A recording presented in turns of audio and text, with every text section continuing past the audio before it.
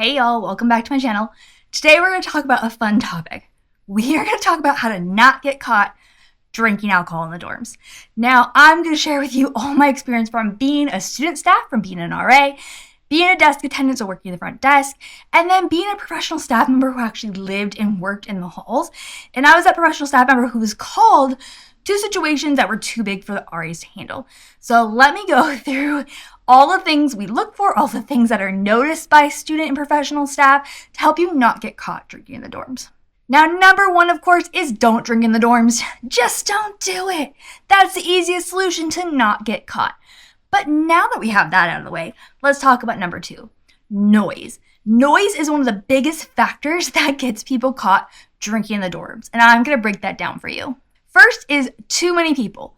The more people you have in the room, the louder it's going to get no matter what.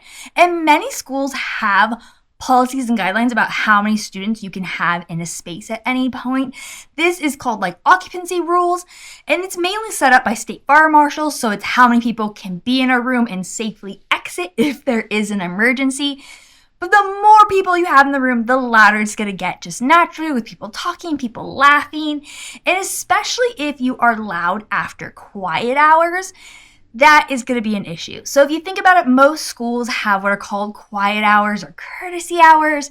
This is a set time limit when schools want you to shush in the dorms, where people are either typically sleeping or studying, like we should be winding down for the night.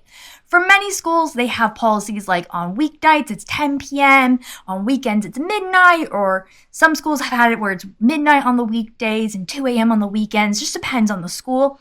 And so when you have that extra noise that's loud past those quiet hours or courtesy hours, RAs have to respond to that, and they have to knock on the door and deal with that situation. So don't be too loud with too many people in the room, and don't be loud after quiet hours.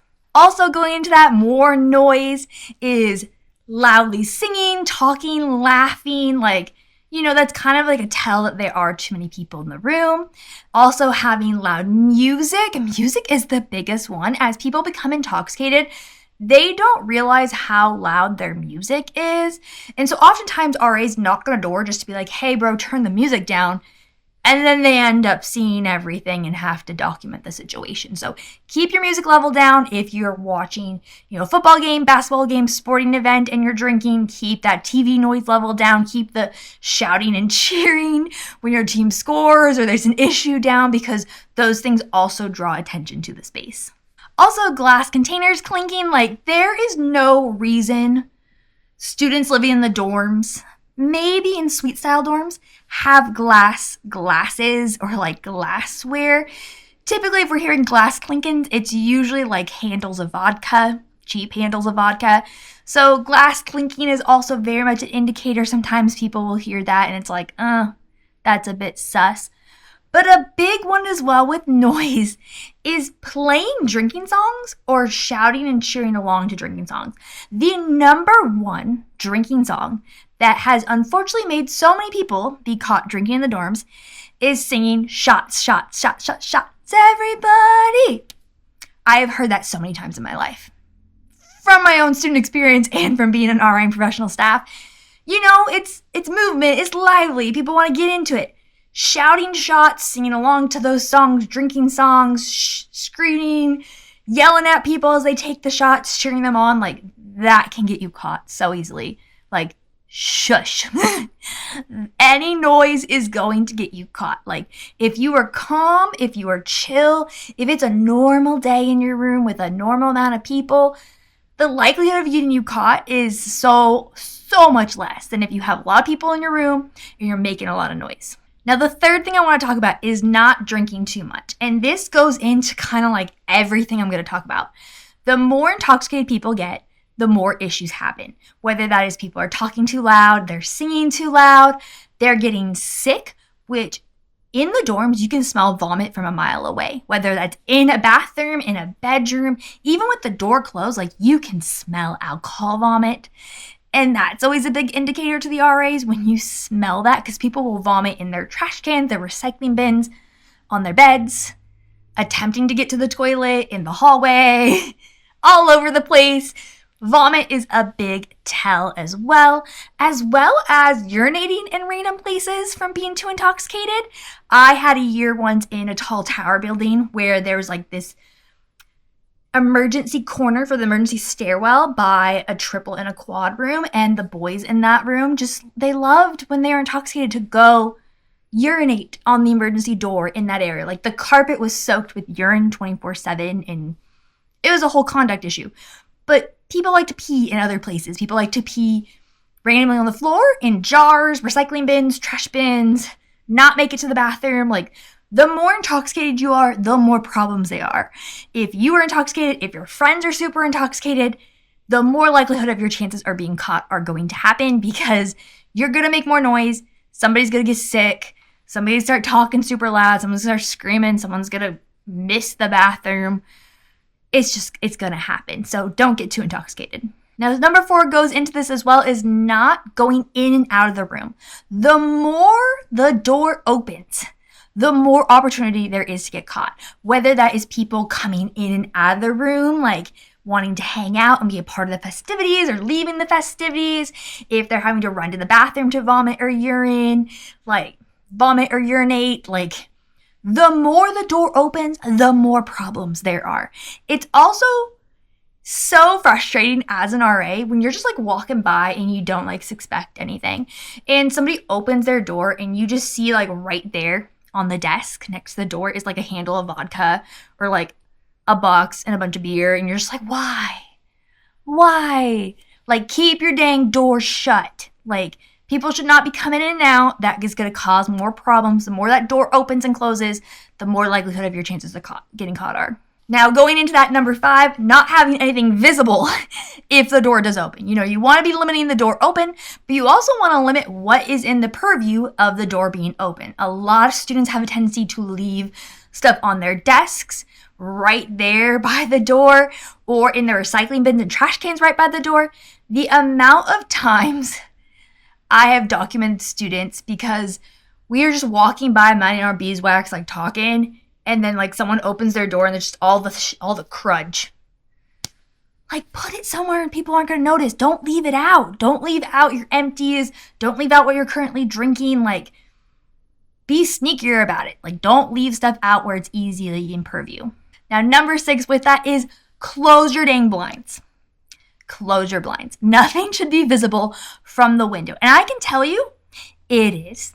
So if you live in a high-rise building, if you're second floor or above, if you have your lights on and your blinds up, everybody down below can see you and see your business. Whether you're drinking, you're partying, you're having sex, we can all see it. We don't want to see it, but we can see it. So close your blinds. And this is especially as well on the first floor. On the first floor, students have a tendency to close their blinds more because people are like walking by their dorm room. But they have a tendency to leave a gap at the bottom of the blinds, or just not shutting them all the way.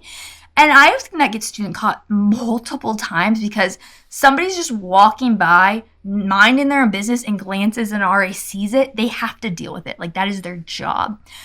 Or I've had situations that my friends have dealt with in suite styles. We had these interesting suite styles when we were RA where there was 4 doors. So you had 2 bedrooms on each side with a kitchen in the middle, and each bedroom set had a bathroom. So you had 4 doors. And so when they would deal with an incident, the RA team would kind of split up and go to different points around that suite. So if people tried to sneak out, they could, be there. And many times students would leave their blinds up. So an RA walking by to go to where they need to go could just turn and stop and stare and watch the residents hide all their alcohol as they realize the RAs are at the door. Close your blinds. It's not that complicated. No matter what floor you live on, close your blinds. Now, number 7, my last one for you, is get rid of your empties quickly. Now, whether this is cans, whether this is handles, glass containers, plastic, whatever, you should not have it hanging around in your room. The amount of times I have had to write up students and deal with them because they left it in their recycling bin is astronomical, or had trophy bottles up on their wall in their closet. It's not worth it. Especially if you think about this, most of the time when dorms close for holiday breaks, the RAs have to do room checks to just, make sure your windows close, everything's secure, everything's good, there's no major problems. So many times, students would leave their empties in the recycling bin right by the door with the intention to get rid of them, but forget to get rid of them. So the second we would open the door to do the check, because the goal is just to make sure the room is safe, there's alcohol right there. Like literally the amount of times I'd have my RAs open a door and they'd be like, oh shit. Because now they have to deal with it. Like that's their job. They have to document it. And RAs don't want to do that. But that is the job. So leaving it out makes it just so obvious. Other things to think about with your empties. The more empties you have and you're hoarding, the more your room is going to smell like alcohol, cheap beer, whatnot. The stench is going to be there. It's going to seep in, as well as the noise it's going to make when you try to get rid of those empties. You know, if you're just putting them in a bag, they're going to clang around. People are going to hear the cans. Getting rid of them in smaller quantities as soon as you're done with them makes it easier. I have a story for y'all of, this is from one of my fellow RAs, our last day of a move out, my first year as an RA. She was minding her business this last few hours of move out. She was trying to just go in the trash room. We had trash rooms where you open the door and you could put all your recycling, you put all your trash, and then custodial could use the trash chute to like throw stuff down and separate it down below. And she went to do the door and couldn't get it open. So she just waited. And a few residents popped out and she waited and she listened. And they had duffel bags worth of empties they were trying to get rid of on the last day of school because they were so afraid to get rid of them throughout the year. And that caused them to get in trouble on the last freaking day. Like, get rid of your empties sooner than later. If you're going to be taking them out of the building to get rid of them, which is my recommendation, wrap them in a towel, wrap them in a plastic bag. You don't want anything clinking and jangling as you're walking down the hallway, you're walking past people. And if you can get rid of them away from the dorm, that is also a bonus as well. Alrighty, y'all, so those are all of my helpful tips and tricks and things for you to think about of how to not get caught drinking in the dorms. I'm going to do a future video about what happens when you're intoxicated in the dorms, but this is all the things that if you avoid all of these, you most likely will not get caught. You still could. I'm not saying you won't, but these are many of the things that have gotten students caught before, whether it is them actively drinking or with their empties or getting sick and then us leading us back to the room. Don't do these things. Be smarter than it. RAs are not the enemy. They don't want to have to deal with writing you up. I just want to take a second to talk about that. Anytime RAs have to deal with a room, A, they have to spend all that time dealing with you. Typically, they have to dump out your alcohol with you, which is always so annoying. It takes forever because no one wants to do it. And then once they're done with all that, they have to go sit down and write a report, which typically takes a half an hour to 45 minutes because it has to be a professional report, typically written in third person with all the details so that goes to the person who's then going to do conduct stuff and hold you accountable. Like, RAs don't want to do it, but they do it because it's their job and they have, benefits from doing their job. So be respectful of the RAs. That goes a long way. If you do get caught being respectful, being compliant, it makes such a difference when you're being held accountable by somebody doing the conduct stuff.